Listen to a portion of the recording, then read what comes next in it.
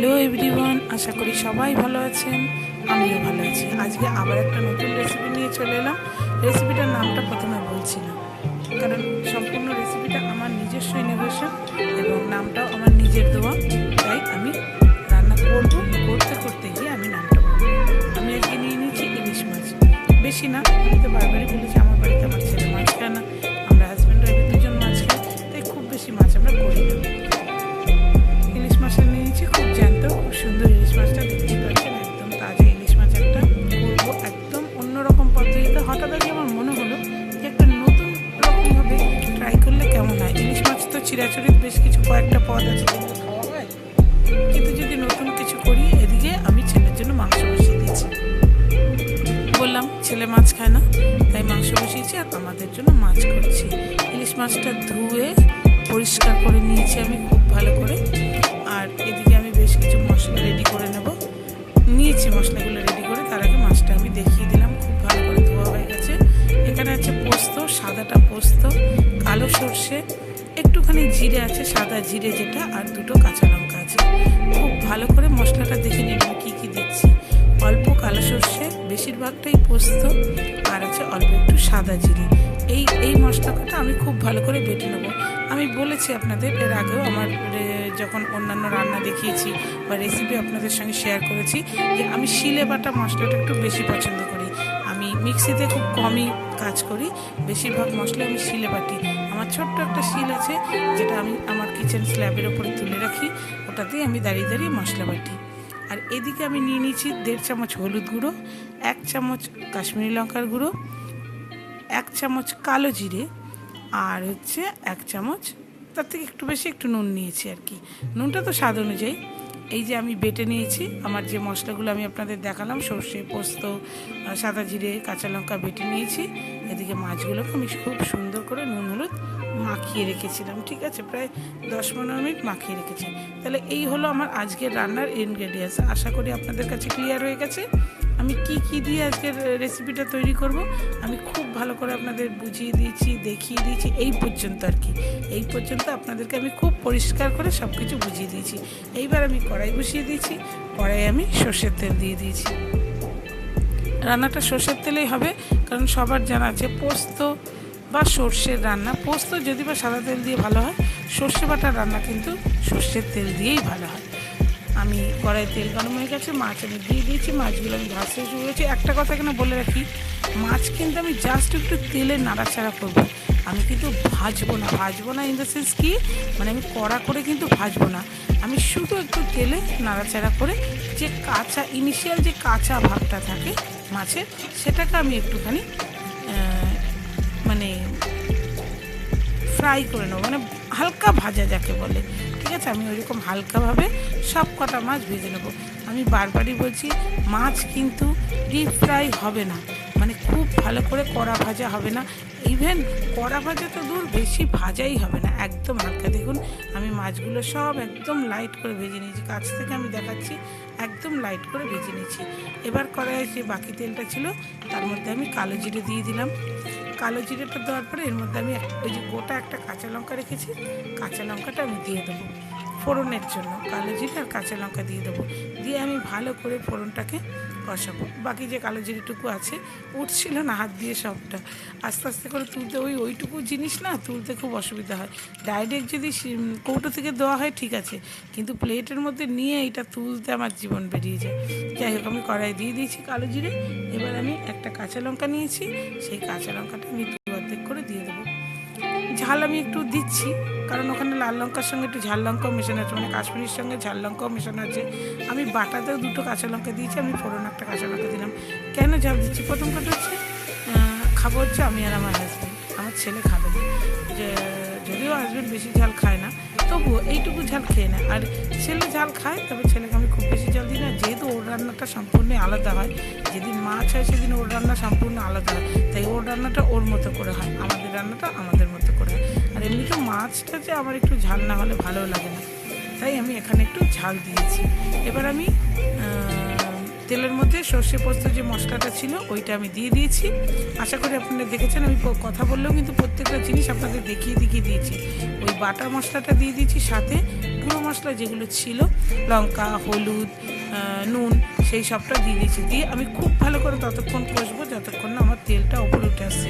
দেখুন, সর্ষে দিয়ে কিন্তু বেশি কষাতে নেই, কিন্তু যেহেতু এর মধ্যে জিরে আছে আর পোস্ত আছে, পোস্ত তবু কম কষালে হয়, কিন্তু জিরেটা কিন্তু আমাকে কষাতে হবে, নাহলে কিন্তু জিরে দিয়ে একটা কাঁচা গন্ধ বেরোবে। তাই আমি ভালো করে কষিয়ে নিচ্ছি। কষিয়ে তেলটা ওপরে উঠে আসলে আমি গরম জল রেখেছি, আমি দিয়ে দেবো। দিয়ে গরম জলটা যখন ফুটবে, গরম জল যেহেতু দেবো সেহেতু তাড়াতাড়ি ফুটে যাবে। ফুটলে পরে আমি মাছগুলো দেবো। আমি পরপর স্টেপ কিন্তু খুব সুন্দর করে বোঝাতে যাচ্ছি। আশা করি আমার বোঝানোতে বা আমার বলাতে আপনাদের কোনো অসুবিধা হয় না, আপনারা খুব সুন্দর বুঝে যান আমার মনে হয়। কারণ আমার যেটুকু আমার নিজের সম্বন্ধে ধারণা আছে, আমি খুব ভালো বোঝাতে পারি মানুষকে, মানে একটুখানি কথা বলতে পারি আর কি, এটাই হচ্ছে কথা। যাই হোক, আমার মশলাটা কষে এসেছে। এবার আমি জল দেবো। জল দেওয়ার পর জলটা ফুটলে আমি মাছ দেবো। আমি বারবারই বলেছি যে এক আধ দিন খাওয়া দাওয়া করতে গেলে একটু এদিক ওদিক হয়ে যায়। রোজকার রান্নায় কিন্তু কখনোই এটা করা চলবে না। এই যেমন একটু তেল বেশি, একটু পোস্তটা বেশি, এইরকম এক আধ দিন চলতে পারে, কিন্তু এভরিডে রান্না কিন্তু না। কারণ রান্না করতে গেলে আমি সবার আগে বলেছি টেস্টের সঙ্গে সঙ্গে হেলথটাকে কিন্তু মাথায় রাখতে হবে, কেমন? তাই রান্না যখন করবেন এই দুটোকেই মাথায় রেখে করবেন আশা করি। আমার দেখুন, গরম জল দেওয়ার জন্য ঝোলটা কিন্তু সাথে সাথে ফুটতে শুরু করেছে। আমি রেসিপিগুলো কি ঠিকঠাক আপনাদের বোঝাতে পারছি? আপনাদেরকে আমার রেসিপি ভালো লাগছে? প্লিজ আমাকে ফিডব্যাক দেবেন। আপনাদের কমেন্টের মাধ্যমে আমি যদি ফিডব্যাক পাই, তাতে এমন নয় যে আমি তাতে আরও অনেক রেসিপি দিতে পারবো না, সেটা পারবো না। কারণ একটা ভিডিও আপলোড করা, সেটাকে ভিডিওটাকে শ্যুট করা, এডিট করা, আপলোড করা মানে নেক্সট লেভেলের খাটনি। সুতরাং অনেক রেসিপি এক দিনে তো দিতে পারবো না, কিন্তু চেষ্টা করব যেটুকু আপনাদের সামনে আনবো সেটুকু যেন সুন্দর করে আপনাদের সামনে উপস্থাপন করতে পারি। আপনাদের কমেন্ট, আপনাদের ভালো কমেন্ট হোক, খারাপ কমেন্ট হোক, ক্রিটিসিজম হোক অথবা হচ্ছে প্রশংসা হোক, দুটোই আমার কাছে অ্যাকসেপ্টেবল। আপনারা যদি সমালোচনা করেন সেটাও আমার কাছে অ্যাকসেপ্টেবল, আমার কাছে গ্রহণযোগ্যতা পাবে।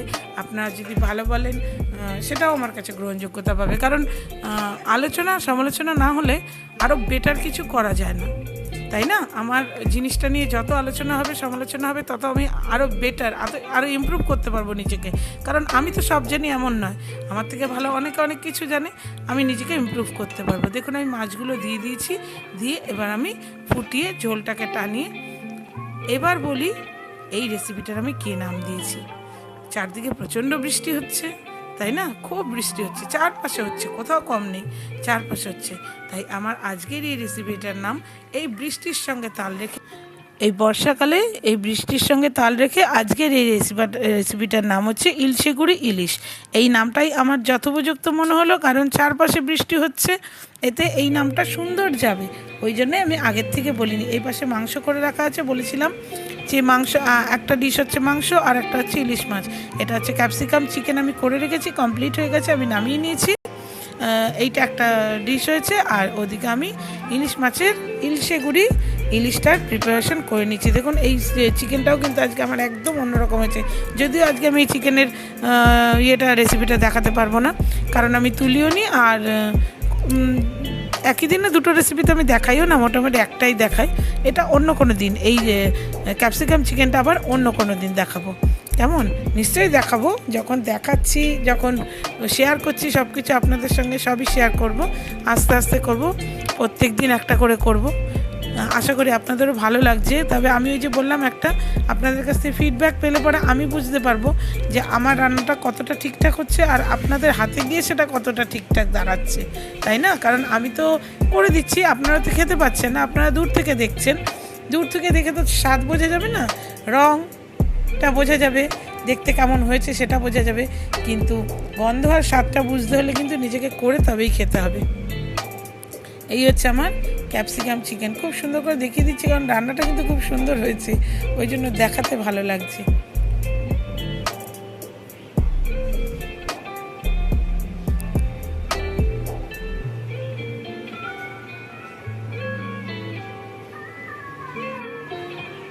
আর এই দিকে হচ্ছে আমার ইলশেগুড়ি ইলিশ। দেখুন একদম রেডি টু সার্ভ, আমার পুরো তৈরি হয়ে গেছে। আমি বিয়েতে নিয়ে নিয়েছি থালার মধ্যে, মানে যেখানে রাখা সেই জায়গাতে আমি ঢেলে নিয়েছি, কড়াই থেকে ঢেলে নিয়ে একদম পুরো রেডি। আপনাদের দেখে কেমন লাগছে বলবেন, বলতে তো পারবো না যে খেয়ে কেমন লাগছে, দেখে কেমন লাগছে বলবেন। আমার পরপর স্টেপ বাই স্টেপ যে মেথডগুলো আমি আপনাদের মানে করার প্রণালীগুলো আমি আপনাদের দেখালাম, সেগুলো ঠিকঠাক দেখাতে পেরেছি কি না, জিনিসপত্রগুলো ঠিকঠাক আপনাদের মানে আপনারা বুঝেছেন কি না, এই সমস্ত কিছুই লিখবেন। আপনাদের যেটা মনে হয় সেটাই লিখবেন। যদি মনে হয় কোথাও আমার কিছু অসুবিধা হয়েছে বা কোথাও আমি ভুল করেছি, মিস করেছি, আপনারা নিশ্চয়ই আমাকে জানাবেন। আমি বললাম যে সমালোচনা আলোচনা দুটোই আমার কাছে অ্যাকসেপ্টেবল, গ্রহণযোগ্য, সুতরাং কোনো অসুবিধা নেই। আপনারা জানানোর জন্য একদম স্বাধীন, আপনাদের মতামত দেওয়ার জন্য। আর আশা করি পেরেছি দেখাতে ঠিকঠাক। টাটা বাই, আবার একটা অন্য দিন দেখা হবে।